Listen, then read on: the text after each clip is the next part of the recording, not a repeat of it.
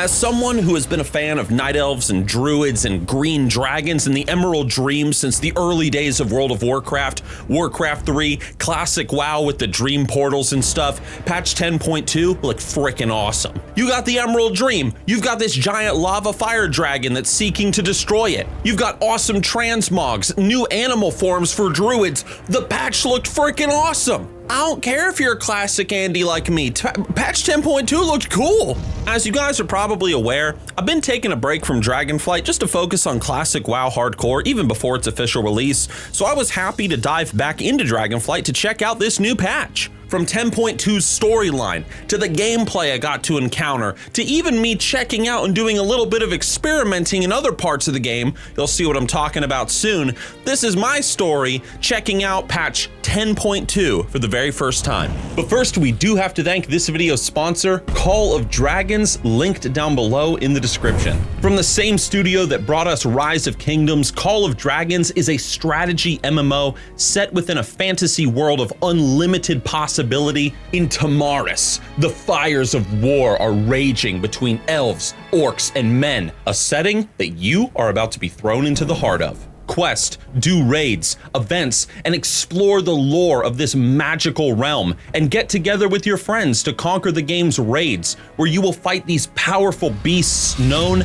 as behemoths. Fight in guild versus guild combat and lead your very own armies in PvE and PvP battle encounters. Recruit heroes, explore the massive world of Call of Dragons, and don't be afraid to dive headfirst into this game's rapidly growing and its amazing community. This new MMO has taken the internet by storm with its story, its characters, its battles. It's an experience that you're not going to want to miss. Guys, it's linked down below in the description. Call of Dragons, check them out today, show them some love, and who knows, today might be the start of your next big adventure. So let's begin by talking about patch 10.2 and its storyline. And let me go over exactly what happens in this patch for those of you guys that are not caught up. In the last patch of World of Warcraft, Varrock and Veranoth have broken down into the Zaralek caverns. Varrock has absorbed a ton of fire and shadow flame, and now both of these primal incarnates have set their sight on the Emerald Dream in an attempt to destroy a Mildrasil, this giant new world tree that I hope I'm pronouncing correctly, this big new world tree in the Emerald Dream that Varrock especially wants to test his arson skills on. Now, Veranoth and Varrock, though, despite having this goal of destroying this new world tree, they're not really seeing eye to eye anymore. Whereas Veranoth wants to simply destroy a Mildrasil, Varrock wants to corrupt it with Shadow Flame, and somehow by corrupting it with Shadow Flame, this is also going to then echo out of the Emerald Dream and corrupt the rest of Azeroth with Shadow Flame or something. The point is, Veranoth ain't too keen on this idea. And she especially is not happy with the fact that Varrock is allied with everybody's favorite red-skinned antagonists, the Druids of the Flame. Veranoth, she sees Varrock going a little crazy with his power, so she ultimately turns away from the team, and she instead goes to seek out Alexstrasza over at Valdrakken. Over there, she warns Alexstrasza about Varrock's plan. She tells her about how he's allied with the Druids of the Flame, how he has found a way to get into the Emerald Dream, and to be prepared. And as you might expect, Veranoth turns to the good side. She decides to team up with Alexstrasza despite all the animosity that has been built up between them and, 10,000 years of hatred, but whatever. She throws all that aside. She teams up with Alexstrasza, and now Veranoth is one of the good guys. So Alexstrasza, Veranoth, and you then arrive in the Emerald Dream to defend it. You fight against Varrock's forces, and at one point, Varrock almost kills Alexstrasza, but she is saved by the power of friendship.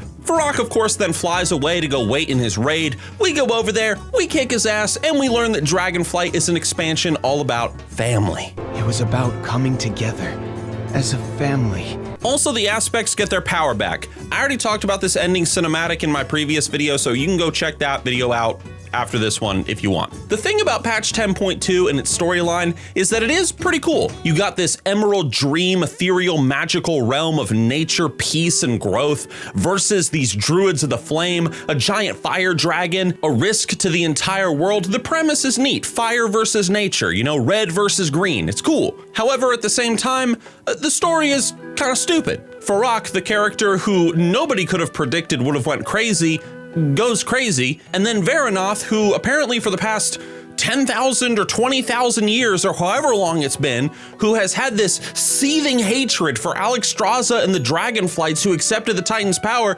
suddenly she's just like, well, you know, whatever, you know, I'm just gonna throw away all my values and ideals and stuff after one conversation with Alexstrasza, and I'm gonna join her and be a part of her team. Like, wow, damn, that was easy. I also have to say that at the end of the 10.2 cinematic, Alexstrasza and friends, including Varanoth, are blessed by Azeroth herself, who is a Titan, if I'm not mistaken, correct? Is Azeroth a Titan? Yeah, Azeroth is a Titan, or a world soul, right? So the damn planet is a damn Titan, and 10.2 ends with the damn dragons saying like, this is not the Titan's magic. And Varanoth is like, wow, I'm an aspect now, blessed by Titan magic, but I'm totally cool with that, even though through the whole expansion in the past 20,000 years, I've been against the Titans. The point is, the story, it's a little bit stupid, but it's World of Warcraft, guys. The story has always been a little bit stupid, okay? The story is passable, it's fun, you know, don't think too much about it. Let's talk about gameplay though, what really matters. So when I first decided to jump into 10.2, I wanted to play as my warrior and go through the whole Emerald Dream stuff. I ended up doing a lot of world PvP instead of focusing on the story and the quests. And I'll admit that, you know, once I got into the Emerald Dream, I was like, I cannot play this patch and not play a druid. I can't do it. It's the ultimate druid patch in World of Warcraft history. Obviously, I gotta play a druid.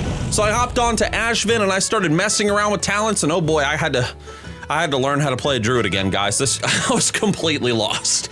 I went and got the Glyph of Stars. Just real fast to note, the new animal forms and stuff, even the Boomkin, they look fantastic. Like, holy crap, they're mind-blowing. I'm just not a shape-shifting druid type player. I'd rather just be like a man that summons bees and wasps and vines and stuff and starfalls you. Like, I don't want to be like a bear or like a cat or a big chicken. I want to be a man. But that's just me. The point is, I was summoning treants. I was summoning fairy dragons. I was dropping freaking moonbeams on people. Dude, Balanced Druid is so much fun. Like, just playing around with the talents, I was having a good time with this patch. Like, Druid's great. I felt that the introduction storyline to the Emerald Dream was really good, introduced me to the characters, got me up to speed with what was going on ever since the release of the Zaralek Caverns. I was having a good time. Nice little variety of quests, nice little variety of cutscenes. It was fun. And then you get to the Emerald Dream, man. The Emerald Dream looks absolutely beautiful. New dragon glyphs to find hidden around in the world. Tons of new treasures to discover. The questing was nice and varied. It didn't feel like I was doing the same thing over and over. I will say there was a lot of like fill the bar quests. At least I thought so when I jumped in there, but it wasn't annoying. At least I didn't think so. And soon enough, I was being introduced to all the cool new stuff in this patch, as well as some familiar stuff that I was very thankful for, especially the Flightstone system. Being able to upgrade my gear while just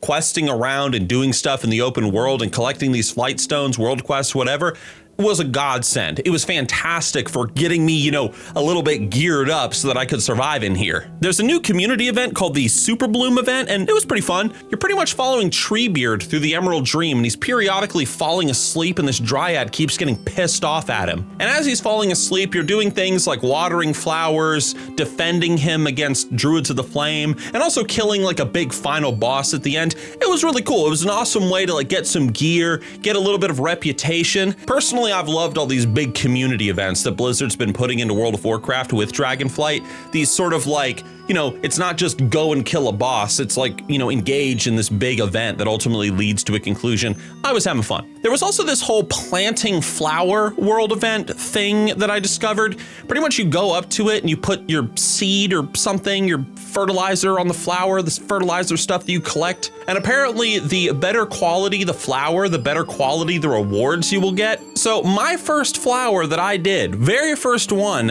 I got this mount called the Evening Sun Dream Saber. Very first time.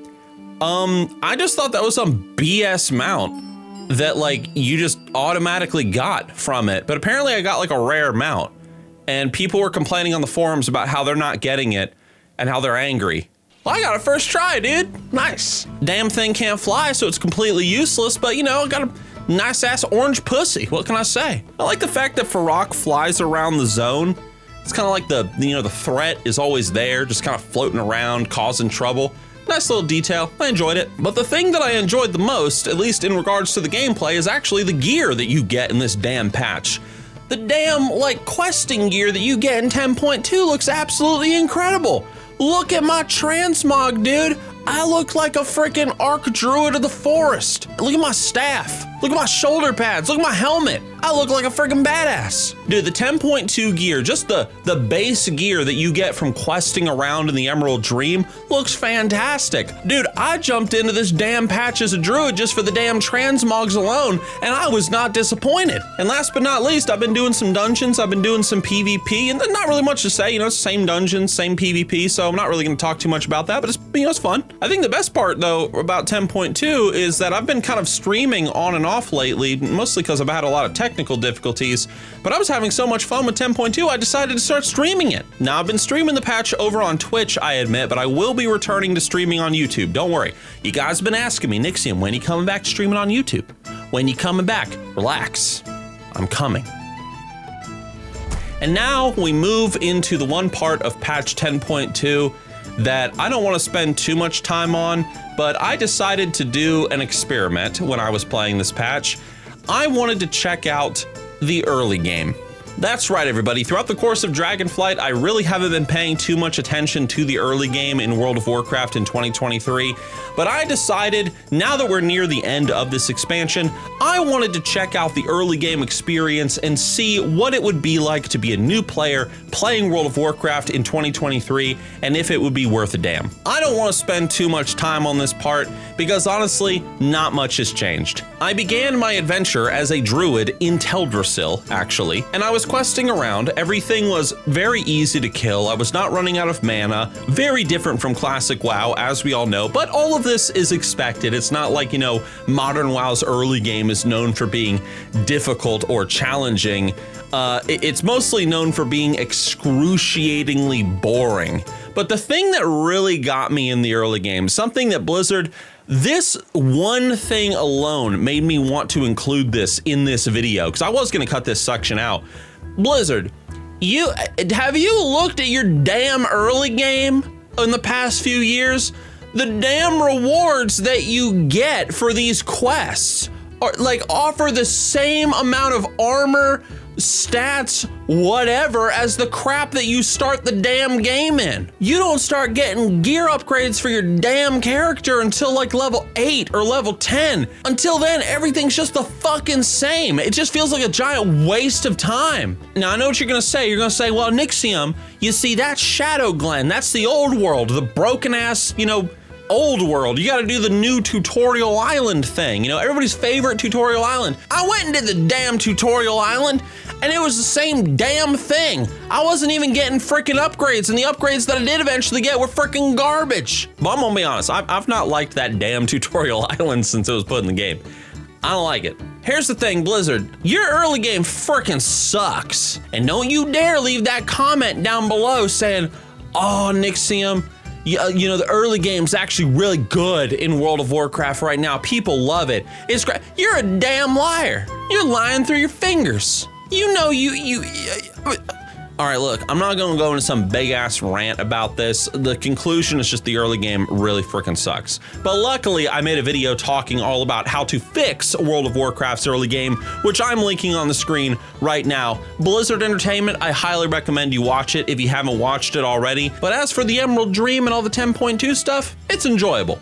Really excited to check out the raid.